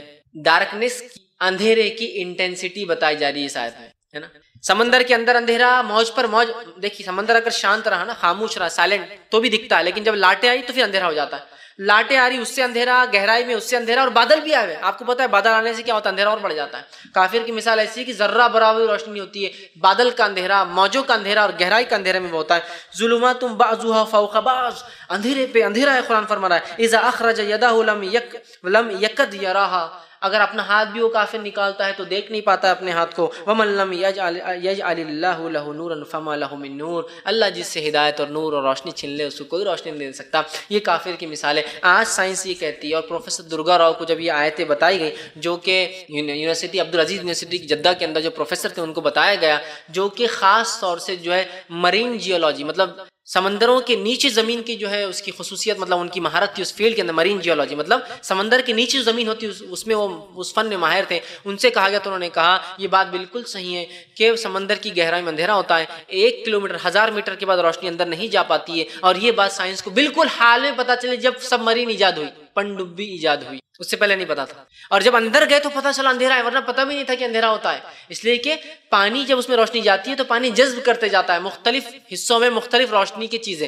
جیسا کہ ایک حصے میں اودا ختم ہو جاتا ہے، روشنی کے 7 اجزاء ہوتے ہیں، 7 روشنی کے اندر چیزیں ہوتی ہیں، ہرا ہے، اودا ہے، لال ہے، پیلا ہے، تو الگ الگ سطح پہ الگ الگ رنگ جذب ہو جاتا ہے پانی میں، اور 1000 میٹر کے بعد پانی کے نیچے روشنی نہیں جا پاتی، اندھیرا ہوتا ہے۔ انہوں نے کہا یہ بات اس صدی سے پہلے، 20ویں صدی پچھلی جو گزری، 21ویں چل رہی، کسی نہیں پتا، جب سب مرین ایجاد ہوئی تو پتا چلا سمندر کی گہرائی میں اندھیرا ہوتا ہے، اور لاٹوں پر لاٹ سمندر کے اندر کی بات ہو رہی ہے۔ انہوں نے کہا یہ بات تو بالکل حال میں پتا چلی کہ سمندر کے صرف اوپر ہی لاٹیں نہیں آتی ہیں، بلکہ سمندر کے اندر بھی ٹائڈز آتے ہیں، ہائی اور لو، اندر کی سطحوں میں بھی چلتے رہتے ہیں، چونکہ پانی کی گرمی اور پانی کے نمک کے جو ہے مادہ جتنا کم زیادہ ہوتا ہے اس کی وجہ سے ایک پانی دوسرے پہ حاوی ہوتا رہتا ہے۔ گرم پانی جو اوپر کی طرف جاتا ہے، ٹھنڈا نیچے سے گھستا ہے، پھر وہ ٹھنڈا ہو کے نیچے آتا ہے، یہ پانی اوپر چڑھتا ہے، جس سے اوپر تو جو چل رہا ہے، کبھی اوپر سمندر بالکل آپ کو دیں گا کچھ بھی نہیں، لیکن اندر موجیں چلتی ہیں، ایسی موجیں جو اوپر بھی نہیں آتی، اتنی بڑی موجیں چلتی۔ قرآن نے کہا موج پر موج سمندر میں، بادل آئے ہوئے۔ اور جو ہے گیری ملر نام کے ایک شخص تھے جنہوں نے بعد میں اسلام قبول کیا، عمر عبدالحد انہوں نے نام رکھا، انہوں نے ایک بار یہ آیت ایک آدمی کو سنائی جو کینیڈا کے اطراف میں سمندر جو بہت طوفانی، جس میں کیکڑے پکڑتے ہیں، خاص موقع ہوتا ہے سمندر میں، جو طوفان آتا ہے تو ایک خاص قسم کے کیکڑے آتے ہیں اور تبھی ان کو پکڑنا پڑتا ہے۔ اس کو یہ آیت پڑھائی تو اس نے کہا یہ آیت جو بیان کر رہی ہے، لگتا ہے یہ وہ انسان ہے جس نے یہ بات لکھی جو بہت سمندری سفر کر چکا ہے، شاید جو بات ڈسکرائب کی گئی، جو کیفیت آسمان کی، جو کیفیت موجوں کی، چونکہ کیکڑے گہرائی میں پکڑتے ہیں نا، تو انہیں پتہ ہے موجیں چلنے سے کیکڑے اوپر بھی آتے ہیں، اس سے پکڑے بھی جاتے ہیں۔ ٹھنڈا پانی سمندر کا جب جاتا ہے اور نیچے گرم ہو کے آتا ہے، کیکڑے اس کے سے اوپر آتے ہیں، وہ پکڑتے ہیں ان کو۔ بہت طوفانی سمندر ہوتا ہے اور اندھیرا ہوتا ہے اکثر، چونکہ ایسے علاقوں میں پکڑتے ہیں جہاں 6 مہینے اندھیرا اور رات والا مسئلہ ہوتا ہے۔ تو انہوں نے کہا جس آدمی نے بھی بات کہی لگتا ہے وہ سمندری سفر بہت کر چکا تھا۔ انہوں نے کہا یہ وہ آدمی جس نے کبھی سمندری سفر کیا ہی نہیں اپنی زندگی۔ تو انہوں نے کہا ہو ہی نہیں سکتا کوئی آدمی سمندر میں نہ جائے اور اتنی اچھی کیفیت سمندر کی بیان کر سکے، سمجھ رہا؟ تو یہ ایک معجزہ ہے قرآن کا، کیسی سی باتیں اس نے بیان کی۔ تو گویا ایک انسان، ایک مسلمان اگر اسکول نہ بھی پڑھے، کالج نہ بھی پڑھے، اپنی قرآن کا علم بھی رکھے تو وہ جدید سائنس کے اندر مہارت حاصل کر لیں گے، وہ سیلف گریجویٹ ہو جائیں گا، اس کا دین ہی اس کو تعلیم دیتا ہے اسے، اور ایسے کسی دین کی خصوصیت اسلام کو چھوڑ کر۔ ٹھیک، آئیے جو اس کے بعد جو علم ہے بایولوجی، حیاتیات، اپنی بات کو خاتمے کی طرف ہی لے جا رہا ہوں میں، حیاتیات، بایولوجی۔ ٹھیک، بایولوجی کے بارے میں قرآن نے کہا سورہ انبیاء سورہ نمبر 21 آیت 30 میں وَجَعَلْنَا مَاءَ كُلِّ شَيْءٍ حَيٍّ أَفَلَا يُؤْمِنُونَ، ہم نے ہر زندہ چیز کو پانی سے پیدا کیا، کیا یہ ایمان نہیں لائیں گے؟ وَجَعَلْنَا مِنَ الْمَاءِ كُلَّ شَيْءٍ حَيٍّ أَفَلَا يُؤْمِنُونَ، ہم نے ہر زندہ چیز کو پانی سے پیدا کیا، کیا پھر بھی ایمان نہیں لائیں گے؟ ہر زندہ چیز کو اللہ نے کیسے پیدا کیا؟ پانی سے پیدا کیا۔ یہ بات سائنس آج کہہ رہی ہے۔ اچھا، یہ آیت جہاں اتری آپ صلی اللہ علیہ وسلم پر، تو وہاں دیکھیے جو چیز کثرت میں پائی جاتی ہے، مطلب جس چیز کی قلت ہے اس کا تذکرہ ہو رہا ہے۔ قلت کس چیز کی ہے وہاں؟ پانی کی۔ جو چیز زیادہ ہے وہ ریت ہے اور باقی سب چیزیں ہیں۔ کیا وجعلنا من الماء کل شیء حی، ہم نے ہر زندہ چیز کو پانی سے پیدا. افلا یؤمنون، کیا ایمان نہیں لائیں گے پھر بھی؟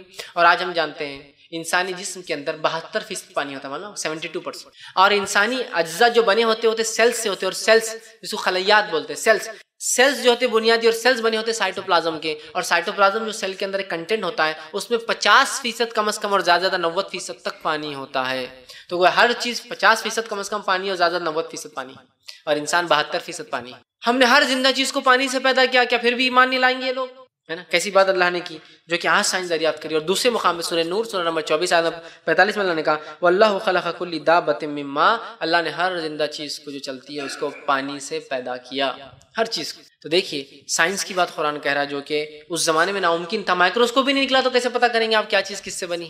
اور قرآن نے دیکھیے بایولوجی کے اوپر بات کی. آئیے باٹنی، نباتیات جس کو کہتے ہیں نا، باٹنی نباتیات مطلب جس کے اندر جو ہے جھاڑوں اور جھاڑ کے جو جتنے جس کو گے پلانٹس اور جو پیڑ پودے جس کو کہیں گے اس کا جو علم ہے اس کے بارے میں قرآن کہتا ہے. دیکھیے آئیے قرآن کیا کہتا ہے. سورہ طٰہٰ سورہ نمبر 20 آیت میں 53 میں قرآن نے کہا اور فرمایا وَأَنزَلَ مِنَ السَّمَاءِ مَاءً فَأَخْرَجْنَا بِهِ أَزْوَاجًا مِّن نَبَاتٍ شَتَّىٰ، اور اللہ رب العزت نے آسمان سے پانی برسایا اور اس کے بعد جو ہے نباتات جو ہے نکالے، پیڑ پودے نکالے، اور کہا ازواج من نبات شتیٰ، اور ہم نے جوڑوں کے اندر پیڑ پودوں کو نکالا، جوڑوں میں.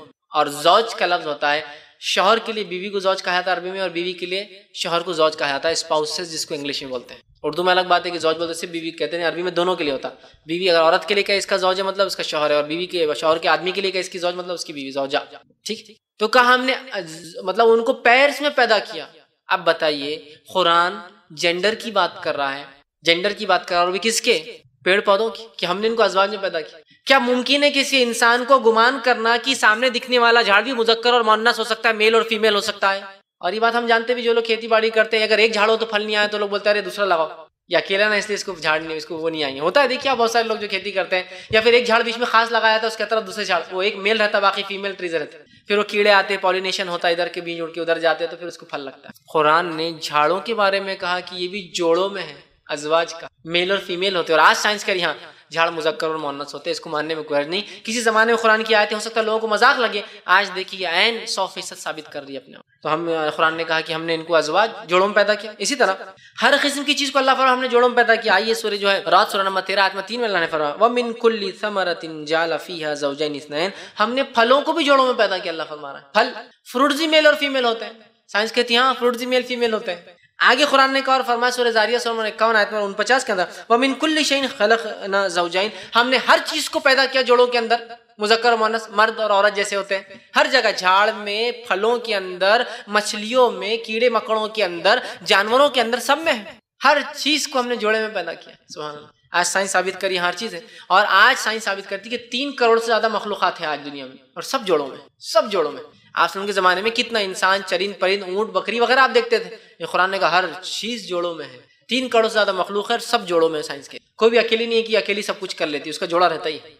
ٹھیک، قرآن نے کہا. اسی طرح زولوجی مطلب حیاتیات جس کو کہتے ہیں، یہ جانوروں کے بارے میں جو علم ہوتا ہے، تو اس کے بارے میں دیکھیے قرآن کیا کہتا ہے. سورہ نمبر 6 آیت نمبر 38 میں قرآن نے کہا اور جو ہے کہ جانوروں کے اندر بھی معاشرے ہوتے ہیں جیسے ہمارے معاشرے کمیونٹیز ہوتی ہے. قرآن نے کہا وما من دابۃ فی الارض ولا طائر یطیر بجناحیہ الا امم امثالکم، کہ ایسا کوئی جانور نہیں زمین پہ چلتا اور ایسی کوئی پرندہ نہیں جو ہوا میں اڑتا ہو اپنے پر پھیلائے، وہ تمہارے جیسے کمیونٹیز میں رہتا ہے، تمہارے ایسے معاشرے میں رہتا ہے.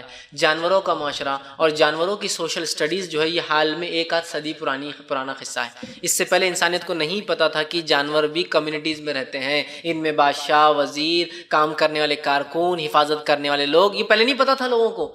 یہ 100 سال میں سٹڈی ہوئی جانوروں کے اوپر تو پتا چلا یہ بھی کمیونٹیز کے اندر گروپس میں رہتے ہیں، خاندان ہوتے ہیں، معاشرے ہوتے ہیں. قرآن نے کہا کہ سارے جانور اور سارے چرند پرند معاشرے میں جیتے ہیں، اور اتنے جٹل ان کے معاشرے کے، اتنے کمپلیکیٹڈ رہتے ہیں معاشروں کے اندر، کسی کو انتہا نہیں.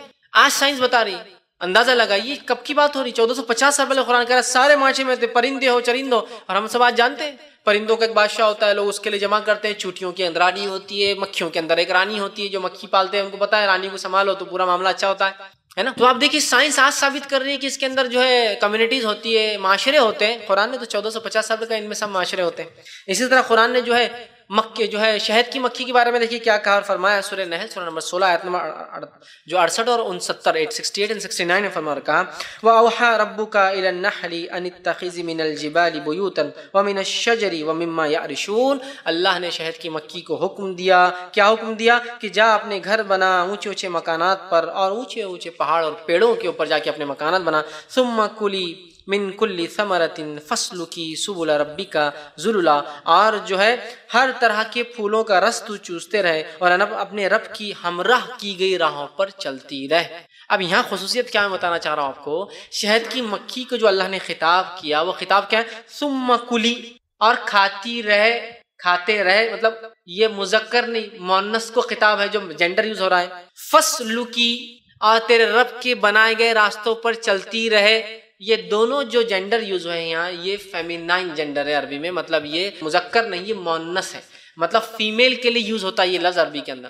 تو قرآن گویا یہ کہہ رہا ہے، اب وہ مکھی کو چونکہ مکھی کہتے ہیں، مذکر مکھی اور مؤنث مکھی، جس کو میں عام کہا مکھی اور مکھا، ٹھیک، مکھی بولے تو فیمیل مؤنث اور مذکر بولے تو مکھا سمجھ لیجیے۔ تو قرآن مکھی سے خطاب کر رہا ہے، مکھے سے نہیں کر رہا ہے۔ گویا شہد جمع جو کرتی ہے مکھیاں وہ مذکر نہیں ہوتی ہے، مؤنث ہوتی ہے۔ قرآن کہہ رہا ہے، سائنس یہ مانتی تھی 19ویں صدی تک کی وہ جو ہے مذکر ہوتا ہے جو شہد جمع کرتا ہے، جبکہ آج سائنس کہتی ہے مذکر صرف گھر میں رہتا ہے، حفاظت کرتا ہے چھتے کی، مؤنث فیمیل مکھیاں نکل کے شہد لاتی ہے۔ اندازہ لگائی آج سے 1450 سال پہلے کون مکھی کا جینڈر بتا سکتا ہے، میل ہے کہ فیمیل ہے؟ مکھی، مکھی کو ہاتھ میں پکڑ بھی تو اس کا جینڈر دکھتا نہیں آپ کو، فزیکل نہیں۔ بڑے جانوروں کا دکھ سکتا ہے کہ مؤنث ہے مذکر ہے، گائے ہے بیل ہے دور سے پہچان سکتے ہیں، بکری ہے بکرا پہچان سکتے ہیں، لیکن ایک مکھی کا مذکر مؤنث دکھنے سے نہیں سمجھ میں آتا وہ کیا ہے، سمجھ رہا؟ قرآن نے کہا مکھی ہے، فیمیل ہوتی ہے بی جو لے کر آتی ہے، میل بھی نہیں لاتا ہے کچھ۔ کتنی بہترین بات ہے نا، تو یہ ظاہر سے اللہ کا کلام ہے، تبھی تو یہ تمام باتیں اس کے اندر آ رہی۔ اسی طرح مکڑوں کے بارے میں، یہ نحل تھا، نمل کے بارے میں قرآن کہتا ہے سورہ نمبر 27 کے اندر آیت نمبر 17 سے 18 اللہ فرماتا اور کہتا ہے وَحُشِرَ لِسُلَيْمَانَ جُنُودُهُ مِنَ الْجِنِّ وَالْإِنسِ وَالطَّيْرِ وَهُمْ يُوزَعُونَ، اور سلیمان نکلے اپنے پورے لاؤ و لشکر کو لے کر، جس میں انس اور جن اور تمام جانور تھے جو ترتیب میں لگے تھے، فوج بندی کیے ہوئے جانے لگے ایک مقام سے، حتی اذا اتوا علی وادی النمل، اور جب وہ گزرے اور ایک وادی سے جس وادی کو وادی نمل کہا گیا، چونٹیوں کی وادی، آپ نے دیکھے ہوں گے نا کہیں کہ جنگل میں چونٹیوں کے کلومیٹر تک علاقے ہوتے ہیں، صرف چونٹیاں ہی دکھیں گی آپ کو، اس میں وہ بل بنا لیتی ہے اور رہتی ہے اس کے، تو ایک وادی نمل میں سلیمان علیہ السلام گزرنے لگے تو کیا ہوا، قالت النملۃ یا ایھا النمل، تو ایک چونٹی نے اپنے دوسرے ساتھیوں سے کہا، اے میرے ساتھیو چونٹیوں، ادخلوا مساکینکم، اپنے اپنے گھروں میں گھس جاؤ،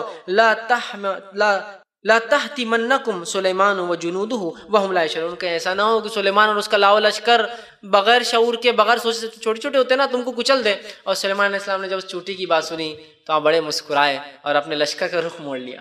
ان کو چونکہ آتی تھی نا سب کی آوازیں سنے، ان کو اللہ نے صلاحیت دے رکھی، ان کو سنیں آتی تھی، اور وہ پلٹ گئے۔ اور یہ چونٹیاں بات کرتی، کیا سلیمان علیہ السلام کے زمانے، اگر یہ آیت کو 100 سال پہلے میں کسی سے کہتا کہ قرآن کہہ رہا ہے چونٹیاں بات کرتی تو کوئی ہنستا تھا ہم پر، خود بہت سارے مسلمانوں نے نعوذ باللہ ہنس دیا اس چیز، کیسا ہو سکتا ہے یار، قرآن نے کیسا بول دیا۔ آج سائنس ثابت کرتی ہے، اور سائنس یہ کہتی ہے چونٹیاں اس زبردست سسٹم اور معاشرے میں رہتی ہے اور اتنا کمپلیکیٹڈ سسٹم سے بات کرتی ہے کہ چونٹیاں آواز سے بات نہیں کرتی، چونٹیاں ڈیٹا پاس کر کے بات کرتی ہے ایک دوسرے سے، انفارمیشن پاس کرتی ہے، اور وہ پاس کرنے کا طریقہ ہے وہ اپنے منہ سے ایک لعاب نکالتی ہے، اس لعاب کو نکال کر سامنے والے کے منہ پہ چٹکا دیتی ہے اور وہ اس کو لے کر پورا کوٹ کر لیتی ہے، اچھا یہ فلاں فلاں۔ اسی لیے دو چونٹیوں کو آپ دیکھے جاتے ہیں، منہ کو منہ لگاتے آگے چل جاتے، پھر منہ کو منہ لگاتے آگے چل جاتے، ڈیٹا پاس کرتے ہیں، وہ لوگ بات نہیں کرتے چونکہ ٹائم نہیں ان کے پاس، رکام میں نہیں ہو۔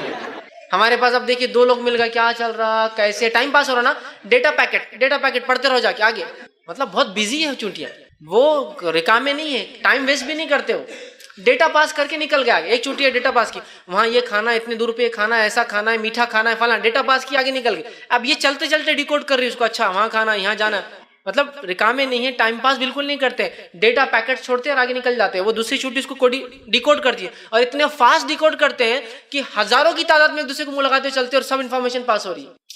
ہم بھی اگر بات کریں گے، اگر مجھ سے آپ 4 ایک ساتھ بات کریں گے، ہم لوگ یار ایک کوئی تو منہ بند کرو یار، دو تو میرے کو سننے تو دو ہے نا، یہ ہوں گا نا، ہزاروں کی تعداد کھٹاکھٹ صرف دیکھیے ہر سیکنڈ منہ لگاتے ہوئے چلتی ہو اور ڈیٹا پاس کر دے رہی، ڈیکوڈ بھی ہو رہا اس کے مائنڈ میں، اچھا جی ہاں یہ فلاں برا، اور ایک چونٹی پہلے جاتی ہے. آپ دیکھیے کبھی بھی آپ ایک ایکسپیریمنٹ ایک صاحب نے کیا تھا اور اس پہ انہوں نے لکھا تھا چونٹیاں جھوٹ بولنا پسند نہیں کرتی ہے. آپ بولیں گے اب کیسا معلوم ہوگا چونٹی کے آ کے بولیں گے کہ ہم کو جھوٹ نہیں آئی. ایکسپیریمنٹ بہت پیارا ایکسپیریمنٹ تھا، ایک عالم دین نے کیا تھا. انہوں نے ایک شکر کا کیوب جو چائے میں ڈالتے ہیں نا ایک بڑا کیوب، اس کو رکھ دیا بیچ میں ٹیبل پہ اپنے کھانے کی. چونٹیوں کے گروپ میں ایک چونٹی ہوتی ہے جو سرچ کرتی ہے کھانا کہاں ہے، پہلے ڈھونڈتے رہتی ہے، اس کے سینسز بہت ہائی ہوتے ہیں. وہ چونٹی آئی، اس نے دیا کھانا، کھاتی بھی ہے، ٹیسٹ کرتی ہے تاکہ بتائے کہ کھارا ہے، میٹھا ہے، پھیکا ہے، تیکھا، کیا چاہیے ہم کو. اس نے لیا، جانے لگی. جب وہ چونٹی چلے گی انہوں نے کیوب کو اٹھا کے بازو رکھ دیا. آئے اس کے پیچھے ریلا پورا، وہ آگے چلتے بھائی ریلا ہے، شکر نہیں، واپس. پھر انہوں نے کیوب کو وہیں رکھ دیا. اب پھر آیا وہ ڈھونڈتے ڈھونڈتے جو اس کا سرچ کرنے والا تھا، پھر اس نے ڈھونڈ کے گیا، انہوں نے پھر کیوب اٹھا لیا. پھر وہ آئی پوری لائن، کھانا نہیں ہو، چلے گئے. تیسری بار 5 بار کیا انہوں نے. چھٹی بار وہ لائن آئی، وہ جو آگے چونٹی تھی وہ آئی، اور چھٹی بار جب وہ کیوب ہٹا لیا گیا اور وہ ریلا آیا، وہ سب جمع ہوئے اس ایک کے اطراف اور اس کو پورا ٹکڑے کر کے پھینک کر چلے گئے اس چونٹی کو. پھر وہ عالم نے لکھا چونٹیاں جھوٹ بولنا پسند نہیں کرتی. مار دیا انہوں نے اس کو، اس نے جھوٹ بولا تھا. چونکہ وہ 5 بار آئے، 5 بار نہیں ملا، چھٹی بار ختم کر دیا اس کو. چونٹیاں جھوٹ بولنا پسند نہیں کرتی. جانور بھی جھوٹ پسند نہیں کرتے ہے نا. اور چونٹی مکوڑا ایک ایسی چیز ہے، نمل، چونٹی مکوڑا سب کو ہم لوگ وہ کہتے ہیں، عربی میں نمل ہی کہتے ہیں اس کے لیے. ایک ایسی مخلوق ہے جو اگر کسی مخلوق کو یہ حاصل ہے شرف کی انسانوں سب سے قریب ہے تو یہی ہے. یہ انسانوں سب سے قریب جانور ہے، جانوروں میں سب سے قریب. اتنے کہ ان کے پاس سسٹم ہوتے ہیں، سردار ہوتے ہیں، وزیر ہوتے ہیں، رانیاں ہوتی ہے، ٹھیک ہے. اس کے بعد بچوں کو پالنے کے لیے آیائیں ہوتی ہیں ان کے پاس. چونٹیوں کے جو بچے انڈے سنبھالنے کے لیے کچھ چونٹیاں ہوتی ہیں اور وہ بچوں کو نکالتی ہے، پیدا کرتی ہے، کھلاتی ہے، پلاتی، بڑا کر کے پھر بل سے باہر. ان کا کام یہ رہتا. کچھ چونٹیاں ہوتی ہیں جو حفاظت پہ رہتی ہے بل کے باہر، وہ باہر ہی رہیں گی زندگی بھر، اندر نہیں جاتی، حفاظت کام ہے. کچھ چونٹیاں گھر بنانے پر طے ہوتی ہے، وہ گھر ہی بناتی ہے. کچھ چونٹیاں ہوتی جو کھانا لانا، اگر بھیگ گیا تو لا کر باہر دھوپ میں سکانا، سکا کے لے جانا. کچھ کھانے کو خاص طور سے سڑانا تاکہ پھپھوند نکلے، جھاڑ آئے تو جھاڑ کو ہم کھائے. وہ تمام ان کو ایگریکلچر کرنے والے سب ہوتے ہیں. ان کے مارکیٹ بازار ہوتے ہیں. ہر چونٹی نے جو لایا، جہاں جہاں سے ڈھونڈ کے لایا، اپنے گھروں میں رکھتے، پھر لا کر بیچ میں رکھتے. بازار ہوتے ہیں ان کے، جہاں وہ لاتے ہیں وہ چونٹی ان کو کچھ دیتی ہے، ان سے کچھ اٹھا کے لے جاتی ہے. اور جب امریکہ کے اندر یوروپینز پہلی بار گئے، انہوں نے ایسے جنگلات پائے جن جنگلوں میں چاول اگے ہوئے، چاول کے کھیت لگے ہوئے. یہ پریشان ہو کہ چاول کے کھیت امریکہ میں کون لگائے گا؟ آدیواسی لوگ وہاں کوئی ہے نہیں. پریشان ہوئے. بعد میں پتا چلا یہ چاول کے کھیت چونٹیاں لگاتی تھی. چونٹی چاول کو اٹھا کے رکھتی تھی، موسم برسات آنے سے پہلے لا کر زمین کو کھود کر اندر ڈالتی تھی. موسم برسات پہ پانی گرتا تھا، اس کی دیکھ بھال کرتی تھی. چاول کا جھاڑ لگنے کے بعد جا کر چاول کو اس سے چھانٹ کر اپنے بلوں میں رکھتی تھی. باقی جھاڑ سوکھ جاتا تھا، پھر دوسری جگہ وہ چاول جمع کر کے اگلے سال پھر جھاڑ لگاتی تھی تاکہ ان کے پاس کھانے کا سسٹم جاری رہے. کھیت کے کھیت. اور اس کے الحمدللہ ہارون یحییٰ نے پوری فوٹوز بھی لی ہے جو بالکل چونٹیوں کے لگائے ہوئے کھیت، جن کو دیکھ کر آپ کو لگے ایسے انسانوں نے لگا. اناج بھیگ جائے تو ان کو سکھانے کی ٹیکنیک بھی پتا ہے کہ اناج بھیگ جائے تو سڑ جاتا، روٹ ہو جاتا ہے، سکھاتی ہے. آپ اپنے علاقوں میں دیکھیے کوئی بارش ہو جائے تو چونٹیاں تو اپنے انڈوں کو لے کے جاتی ادھر سے ادھر، یا پھر کھانے کی چیزوں کو لا کے سکھاتے رہتی باہر دھوپ کے اندر، کیونکہ ان کو معلوم بھیگ جائیں گا، سڑ جائیں گا، سال بھر کا اسٹاک رکھنا ہے ان کو. تو چونٹیاں یاد رکھیے. اگر کوئی جانور ہے جو انسانوں سب سے زیادہ قریب ہے تو چونٹی ہے. اور یہ بہت سوفسٹی، قرآن نے کہا وہ بات کر رہی تھی، سلیمان علیہ السلام نے سنا، اور چونٹیاں یاد رکھیے بات کرتی. بہت سوفسٹیکیٹڈ سسٹم اللہ نے بنایا لیکن وہ بات کرتی ہے. بھائی آخری جو آج کا میرا ٹاپک کا حصہ تھا وہ یہ علم جنینیات. یہ بایولوجی کا ایک حصہ ہے، بس آخری میں اس کو میں رکھ رہا ہوں اس لیے کہ علم جنینیات وہ علم ہے کہ انسان کیسے اپنی ماں کے پیٹ میں بنتے اور کیسا پیدا ہوتے ہیں. ٹھیک، یہ بڑا اہم علم ہے اور بڑا جٹل علم ہے، بہت کمپلیکیٹڈ نالج ہے. اور یہ علم 100-200 سال پرانا ہے صرف. اس سے پہلے اس کی اسٹڈیز نہیں تھی، اس لیے کہ انسانوں کو پتہ ہی نہیں تھا کہ کیسے ماں کے پیٹ میں بچہ بنتا ہے. اس کو کہتے ہیں ایمبریولوجی، علم جنین. جنین کہتے ہیں ماں کے پیٹ میں جو بچہ ہوتا ہے. ٹھیک، چھوٹا جب ہوتا ہے اس کو جنین کہتے ہیں، بڑا ہو جاتا ہے بچہ ہو جائے گا. تو علم جنینیات کے بارے میں قرآن نے اتنی تفصیلات میں کہا اسی کو انتہا نہیں. اور کیوں کہا پہلے سن لیجئے. علم جنینیات کے بارے میں، ایمبریولوجی کے بارے میں قرآن نے اس لیے کہا کہ بہت ساری قوموں نے یہ اپنے نبیوں سے کہا ہم دوبارہ کیسے اٹھا جائیں گے مرنے کے بعد. تو اللہ نے کہا دیکھ پھر پہلے کیسا پیدا ہوا دیکھ لے اپنے آپ کو، تو تجھے یقین ہو جائے گا دوبارہ تو اٹھائے جانے والا. جب میں تجھے پہلی بار پانی سے پیدا کر سکتا ہوں تو کیا میرے لیے مشکل ہے بعد میں تیری ہڈیوں سے واپس پیدا کروں. آج سائنس کری اگر ہم کو ڈائناسور کی فلاں ہڈیاں مل جائے تو ہم اس کو پیدا کر سکتے ہیں. تو اللہ یہ بتانا چاہ رہا ہے اگر انسانوں مجھے بنانا مشکل ہوتا تمہیں تو پہلی بار ہوتا. جب پہلی بار تم کو پانی کے خطرے سے بنایا ہے تو دوسری بار اٹھانا میرے لیے کیا ناممکن ہوگا. اپنی پیدائش پہ غور کرو تو دوبارہ اٹھائے جانے پر ایمان لا لو گے. تو یہ اس لیے ہے. تو آپ بولیں گے جنینیاتی کیا ضرورت، کیا مسلمانوں کو ڈاکٹر بنانا چاہ رہا اللہ؟ نہیں، ڈاکٹر سے بھی آگے بنانا چاہ رہا. وہ آخرت کی فکر کرنے والا، لوگوں کو راستہ بتانے والا، خود کی کامیابی اور دوسروں کی کامیابی کی طرف کوشش کرنے والا انسان بنانا چاہ رہا ہے کہ تم غور کرو اپنی پیدائش پر. ہم اللہ کو نہیں مان رہے، ہم بھگوان کو نہیں مانتے، ہم ایشور کو نہیں مانتے، ہم گاڈ کو نہیں مانتے.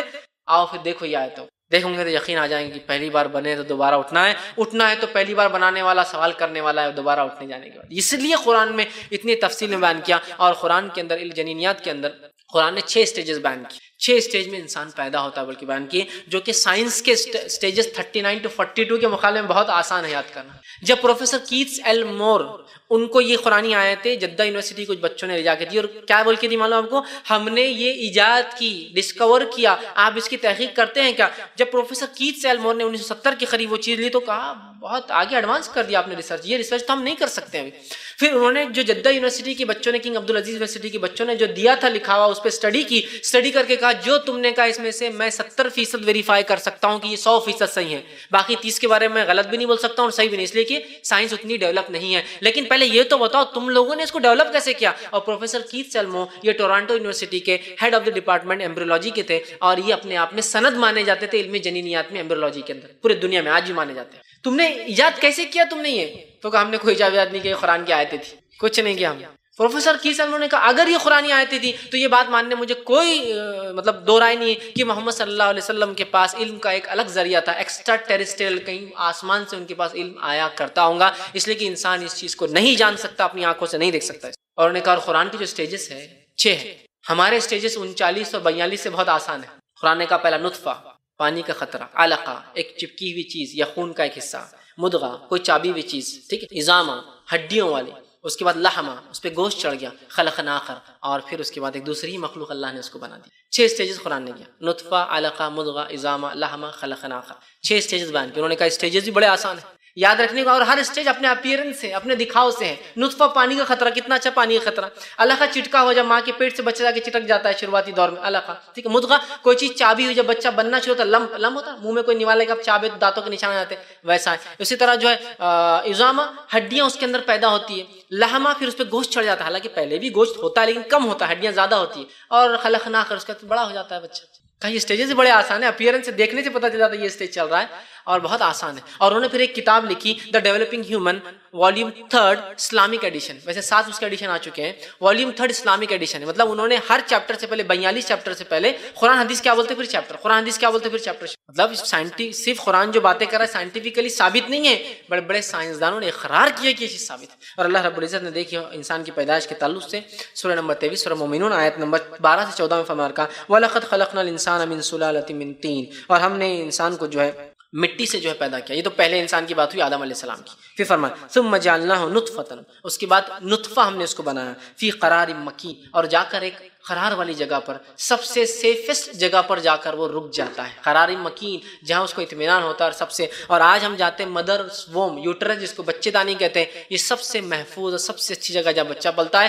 اگر ایڈوانس بچہ پیدا ہو جائے، اس کے وقت سے پہلے پیدا ہو جائے، تو ہم جانتے ہیں سائنس اس کو وہ مقام اور وہ جگہ نہیں دے پاتی جو ماں کا پیٹ دیتا ہے۔ وہ مشینوں میں آپ لگاتے ہیں نا انکیوبیٹر سے، وہ کچھ بھی نہیں دے پاتے۔ انکیوبیٹر میں تو ایسے بھی واقعات ہوئے کہ ٹیمپریچر زیادہ ہونے سے بچے جل گئے۔ ماں کی پیٹ دیکھیے آپ، باہر کتنی بھی سردی ہو باڈی برابر کنٹرول کرتے رہے اندر کے ٹیمپریچر کی، بچے کو زیادہ نہیں ہونا۔ باہر کتنی بھی شدید گرمی ہو اندر کا ٹیمپریچر برابر رہتا ہے کہ نہیں، بچے کو کچھ۔ ماں کو بخار بھی آئے تو بچے کو بخار نہیں ہونے دیتا، اس کا وہ جو رحم جو ہوتا ہے اس کو کنٹرول رکھتا ہے کہ نہیں، اس کو نہیں اس کا اثر ہونا، سوائے ایکسٹرا بہت ایکسٹراڈنری یا ماں کا بالکل ہی امیون سسٹم خراب ہو جائے تب ہوتا ہے، ورنہ وہ فل کنٹرول کرتا ہے، اتنا محفوظ۔ تو کہا پھر اس جو ہے ہم نے نطفے کو لے گئے قرار مکین، پھر وہ جا کے ایک سکون والی اطمینان والی جگہ میں رہ جاتا ہے۔ ثم خلقنا نطفہ، پھر اس سے جو ہے اس نطفے تھے علقہ، ہم علقہ، اس نطفے سے علقہ بناتے ہیں، ایک ایسی چیز جو جونک کی جیسی جو چٹک جاتی ہے ماں کی، اس سے، یا خون کے لوتھڑے کو بھی علقہ کہتے ہیں جو چٹکا ہوا ہوتا ہے، اور شروعاتی دور میں بچہ ماں کے پیٹ سے لٹکا ہوا ہوتا ہے۔